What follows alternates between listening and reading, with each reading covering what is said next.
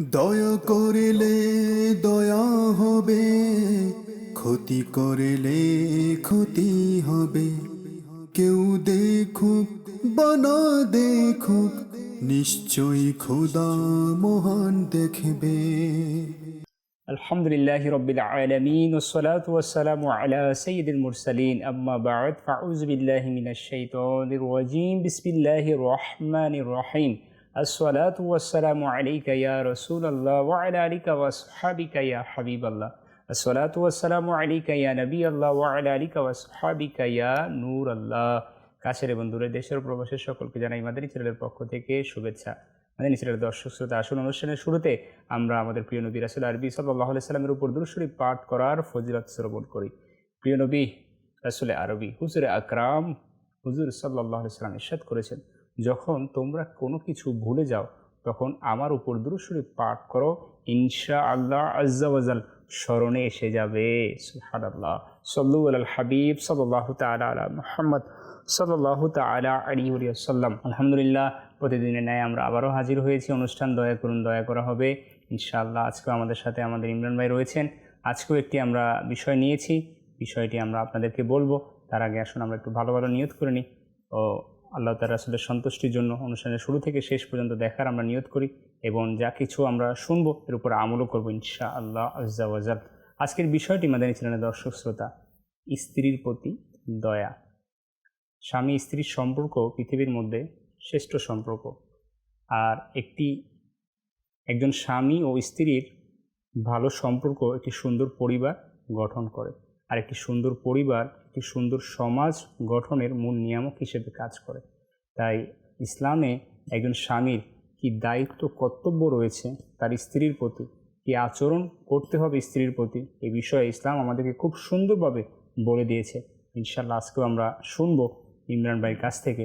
ইমরান ভাই, স্বামী হিসেবে স্ত্রীর সাথে ব্যবহার কেমন হওয়া চাই?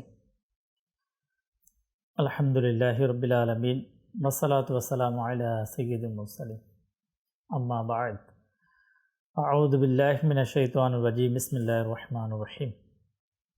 প্রতিটি সৃষ্টির প্রতি দয়া করা উচিত, আর দয়া করার মাধ্যমে আমরা সকলে জানি দয়া পাওয়া যায়।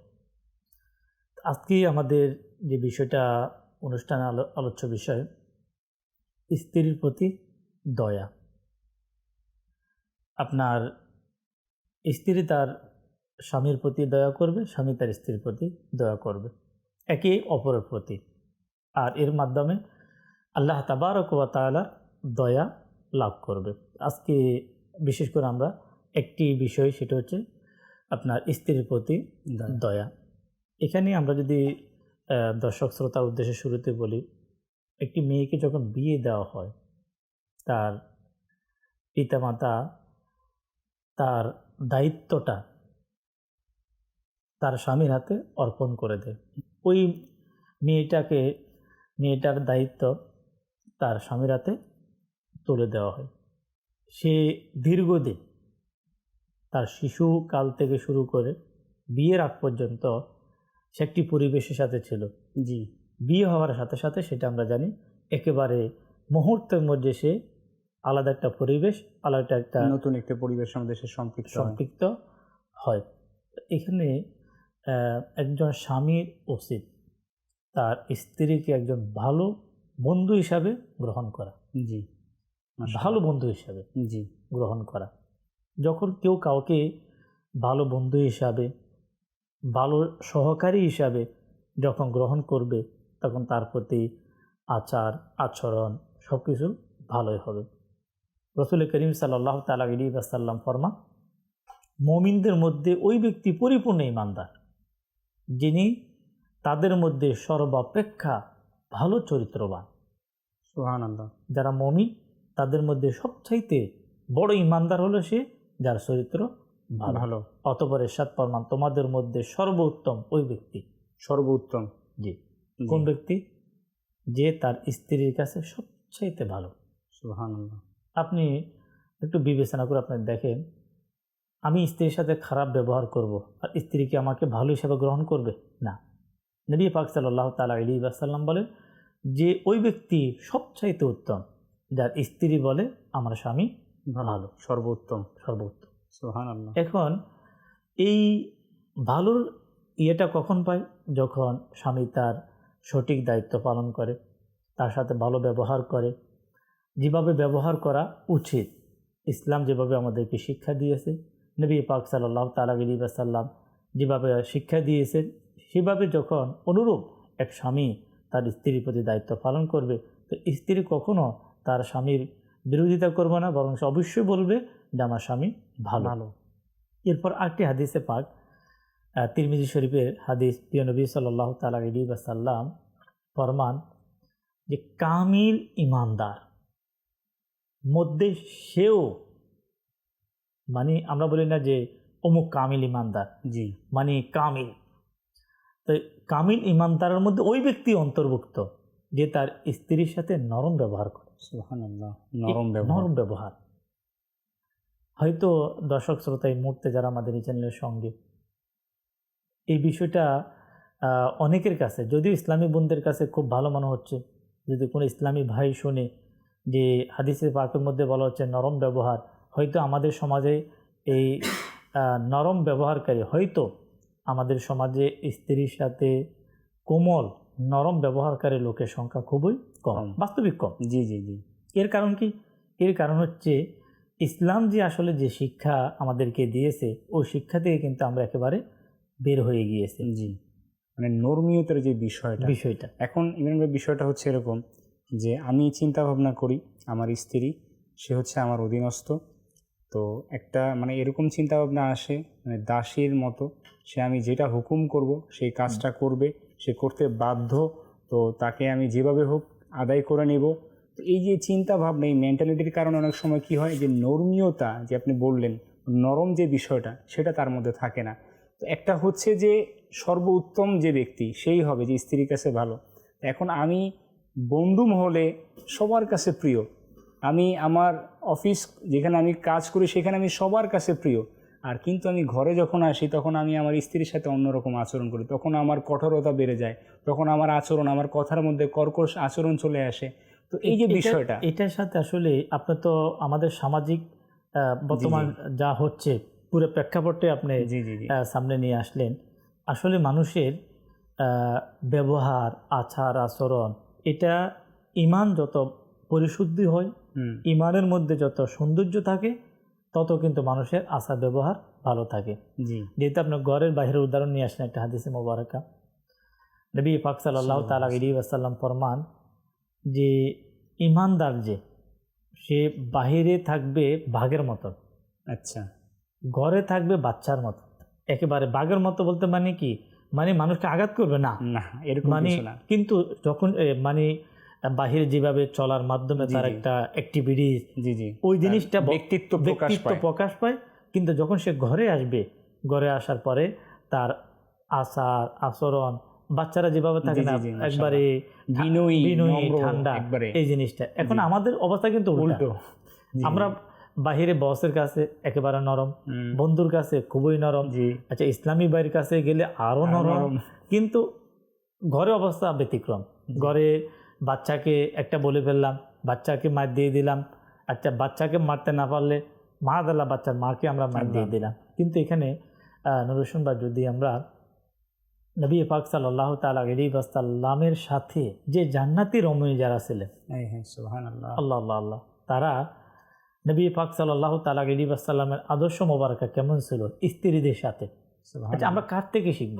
জি অবশ্যই, আমরা আজকাল তথাকথিত মানুষ থেকে শিখে আমাদের কোনো লাভ নেই, আমাদেরকে শিখতে হবে আল্লাহর প্রিয় হাবিব রাহমাতুল আলামিনের আদর্শ কী ছিল। জি, মা আয়েশা সিদ্দিকা রাদিয়াল্লাহু তাআলা আনহা, তিনি বলেন রাসূল করিম সাল্লাল্লাহু তাআলা আলাইহি ওয়াসাল্লাম কখনো,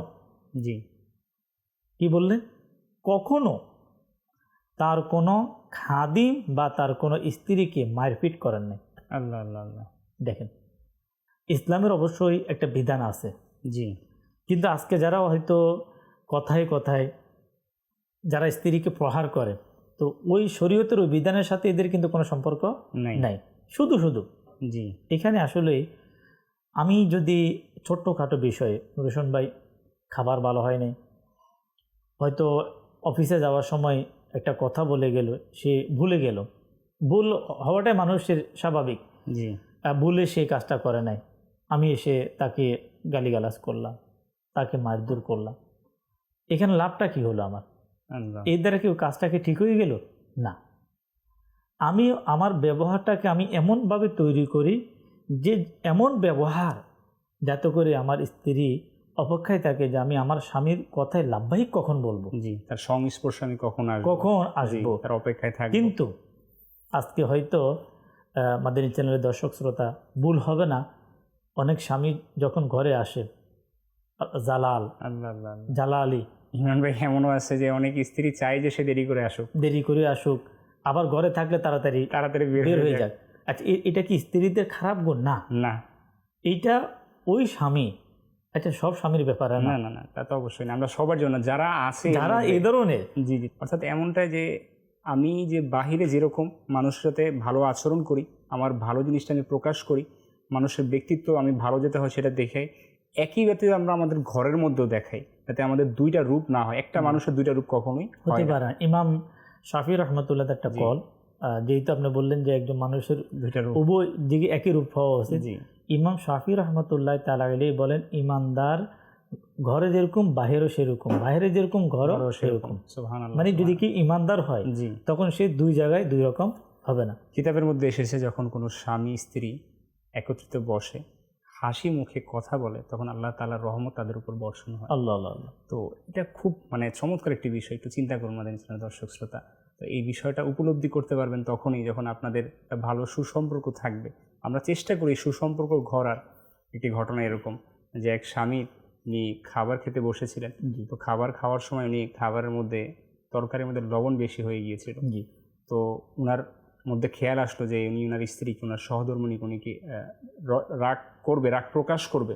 জি তো উনি অন্তর অন্তর খেয়াল করলেন যে কথাটা আপনি মাত্র বললেন, জি যে আজকে একটা ভুলের কারণে আমি তাকে জবাবদিহিতা করব। তো আমি যে মালিকের বান্দা, যে মালিকের গোলাম, আমি তো কত ভুল করে বসেছি। আহ তো সে আল্লাহ তাআলা তো আমাকে একবারও জবাবদিহিতা করে না এখন পর্যন্ত। তো সে এইটা অন্তরে খেয়ালে খেয়ালে সে তার স্ত্রীকে আর জিজ্ঞাসা করেনি। তো যখন সে ইন্তেকাল করলো, তো কেউ একজন তাকে স্বপ্নে দেখলো, তাকে জিজ্ঞাসা করলো যে তোমার কি অবস্থা, মা ফাআলাল্লাহু বিকা।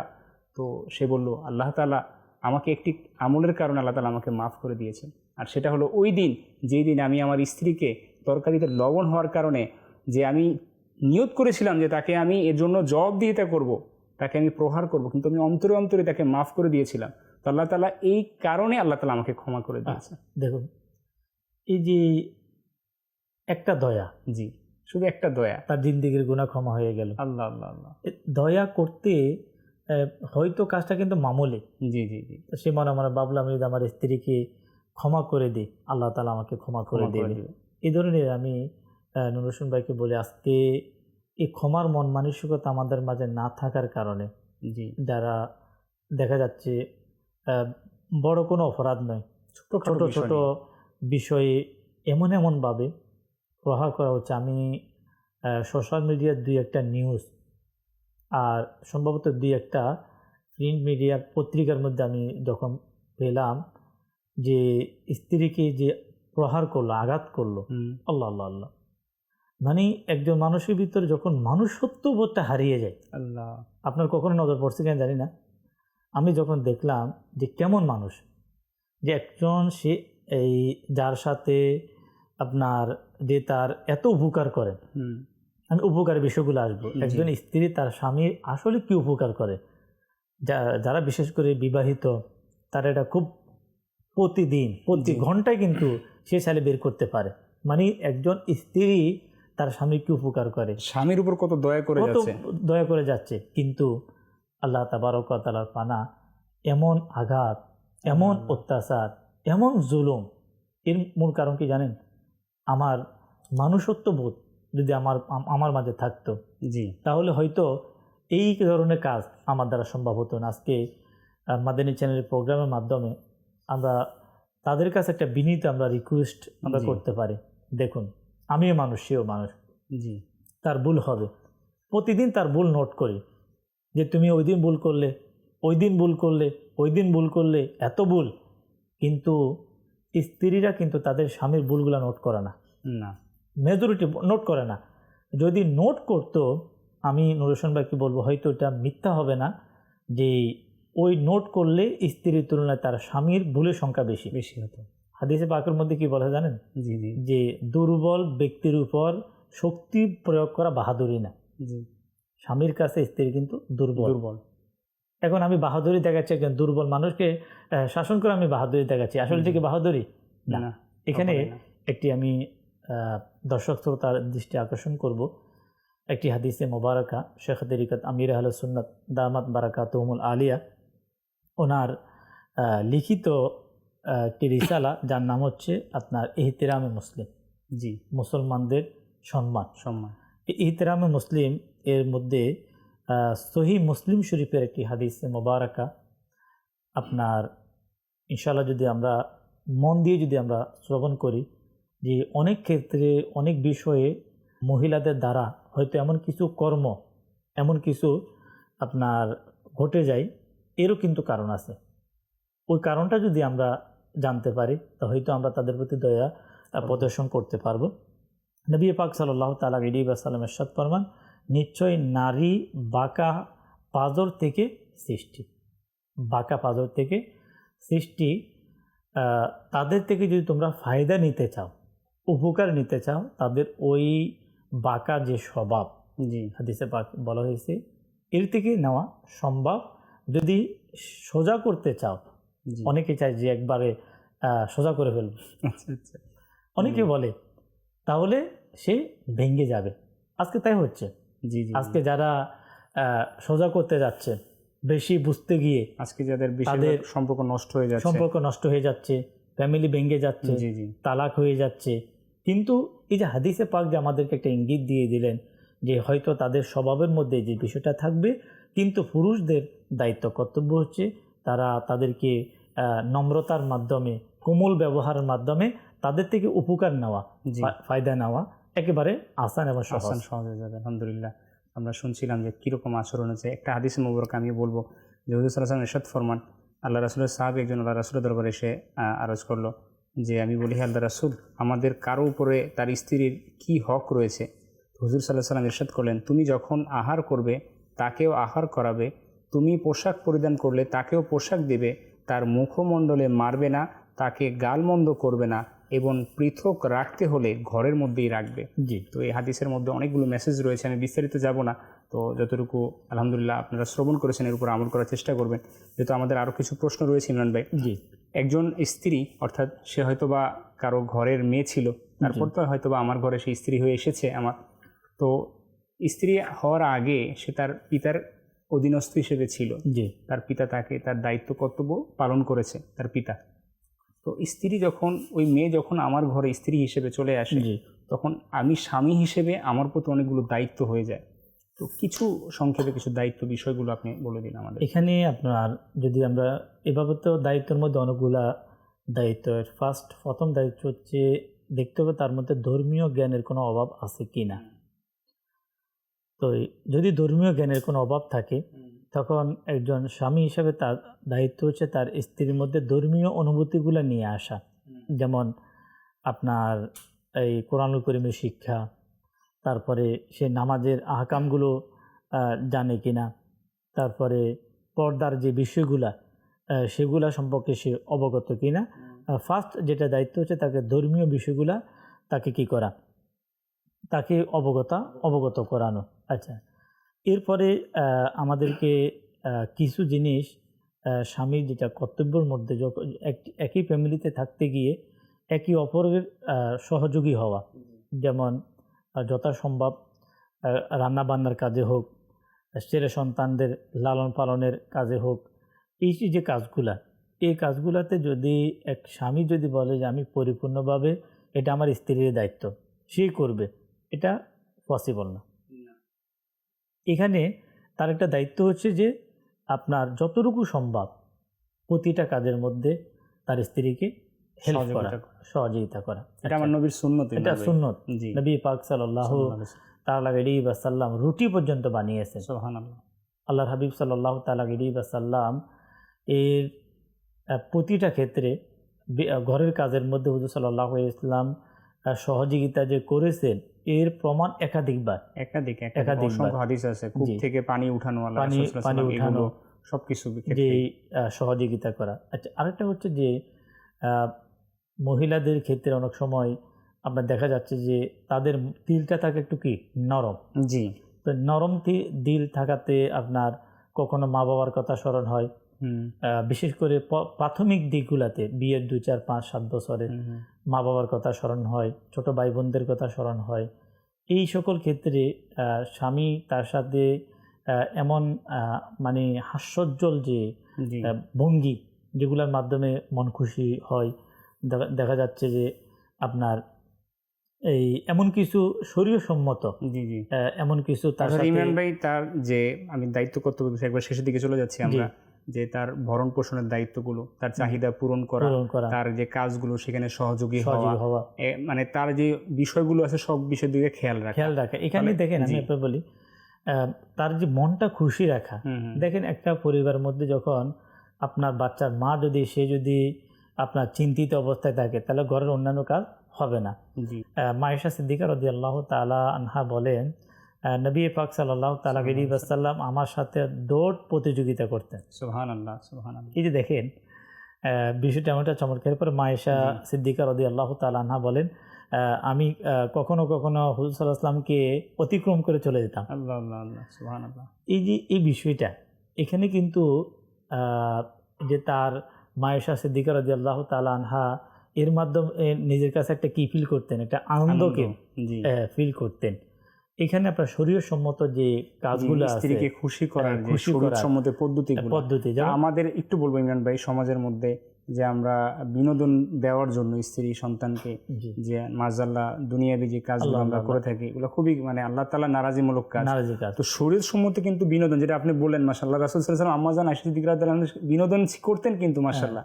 তো শরীয়সম্মত কিছু পদ্ধতি আপনি এখানে সংক্ষেপে বলবো যে যেগুলোর মাধ্যমে একজন স্ত্রী তার স্বামীর প্রতি কিন্তু খুব আনন্দ ফিল করে। যেমন আপনার অর্থাৎ তার শ্বশুর শাশুড়ি যারা আছে, স্ত্রীর মা বাপ যারা আছে, শ্বশুর শাশুড়ি, তাদের মাঝে মধ্যে খোঁজ খবর নেওয়া। মাশাআল্লাহ, যে যখন খোঁজ খবর নেওয়া এই বিষয়টা যখন তার স্ত্রী জানতে পারে তখন সে একটু খুশি হয়। তার ভাই বোনদের খোঁজ খবর নেওয়া, আচ্ছা তার শ্বশুরের আত্মীয় স্বজন যারা আছে তাদের যদি সম্ভব হয় মাঝে মধ্যে কি আপনার মেহমানদারি করা, ঠিক আছে। তারপরে তার কিছু কাজের প্রশংসা করা, মাশাআল্লাহ আজকে খাবার খুব মজাদার, মানে টাকার কিন্তু দরকার হচ্ছে না, কিছু সামান্য ছোট ছোট কাজ। মাঝে মধ্যে কিতাবের মধ্যে আসছে যে একটু শুকরিয়া শব্দ বলে দেওয়া, যে মাশাআল্লাহ আপনি আজকে ঘরের কাজটা খুব সুন্দরভাবে ঘরের কাজটা হয়েছে আপনার দ্বারা। আবার মাঝে মধ্যে তাকে খুব কষ্টের কাজ, আপনি অনেক কষ্ট করে আজকে কাজটা করছেন, এই যে কথাগুলা, এই কথাগুলোর মাধ্যমে কিন্তু একজন স্ত্রী কিন্তু খুব সহজে তার স্বামীর প্রতি কিন্তু খুশি হয়। যে আপনার স্ত্রীকে আপনি করেই বলেন আলহামদুলিল্লাহ। এটাও আমি আমির আহলে সুন্নাত দামাত বারাকাতুহু আলিয়ার শুকরিয়া আদায় করি। আপনার দাওয়াত জরুরি ইমরান ভাই, এটা আসলে হচ্ছে কি দেখেন যে আমির আহলে সুন্নাত দামাত বারাকাতুহু আলিয়া যে বিষয়টা আমাদেরকে শিক্ষা দিয়েছেন, নিজের স্ত্রীর সাথে আপনি বলে কথা বলা, এবং কি আপনার নিজের বাচ্চা হোক একদিনের বাচ্চার সাথে আপনি বলে কি কথা বলা। আলহামদুলিল্লাহ দাওয়াত ইসলামীর মাদানী মহলে বরকত নিজের অর্থাৎ হয়তো দিকটা নিজের ফজিলত বয়ানের দিকে চলে যাচ্ছে। দাওয়াত ইসলামীর বরকতটাই আমার বলার উদ্দেশ্য। আলহামদুলিল্লাহ বাচ্চা যারা আছে সন্তান খুব খুব এ ধরনের কম স্মরণ হচ্ছে যে তাদেরকে হয়তো তুই বলছি তুমি বলছি, দুই তিনজন যারাই আছে এদের সাথে আলহামদুলিল্লাহ সদা সর্বদা আপনি বলে কথা বলার, বাচ্চার মার সাথে আপনি বলে কথা বলার, এর একটা রেজাল্ট প্রতিফল হচ্ছে যে আমি যেভাবে ব্যবহার দেওয়ার চেষ্টা করি এর থেকে ভালো ব্যবহার আলহামদুলিল্লাহ আমি প্রতিদিন আরো বেশি আপনি ভালো পাচ্ছি। এটা একটা বাস্তব, এটা দাওয়াত ইসলামীর মাদানী মহল। এখানে একটা বিষয় অ্যাড করে নিই নুরুশন ভাই, যেহেতু মাদানী চ্যানেলকে আমরা যারা রেগুলার আমরা মাদানী চ্যানেল দেখি, দাওয়াত ইসলামের প্রতি আমাদের একটা মহব্বত।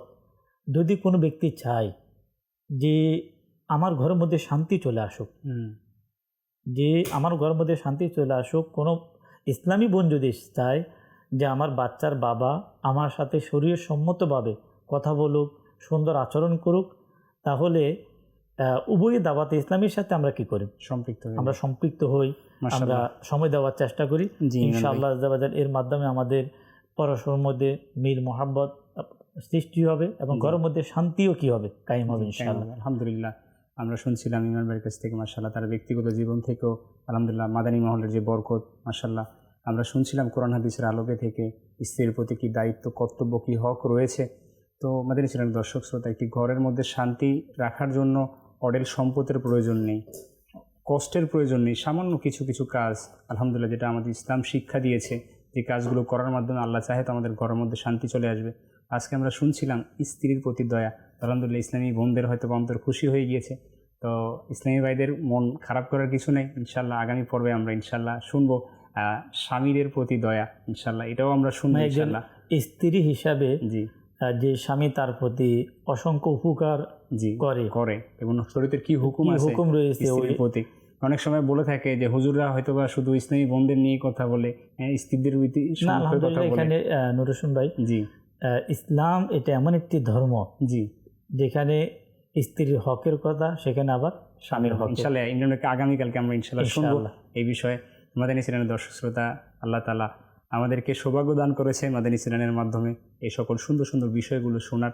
তো অনুরোধ করব আমাদের সঙ্গেই থাকুন, অর্থাৎ মাদানী চ্যানেলের সঙ্গে থাকুন আর সুন্দর সুন্দর মাদানী ফুল শোনার সৌভাগ্য অর্জন করুন। তো আজকে বিদায় নেব, আগামীকাল আবার দেখা হবে ইনশাল্লাহ। তো ততক্ষণ পর্যন্ত ভালো থাকুন, সুস্থ থাকুন, মাদানী চ্যানেল দেখতে থাকুন। সাল্লু আলাল হাবিব সাল্লাল্লাহু তাআলা আলা মুহাম্মদ। দয়া করিলে দয়া হবে, ক্ষতি করিলে ক্ষতি হবে। কেউ দেখুক বা না দেখুক, নিশ্চয়ই খোদা মহান দেখবে।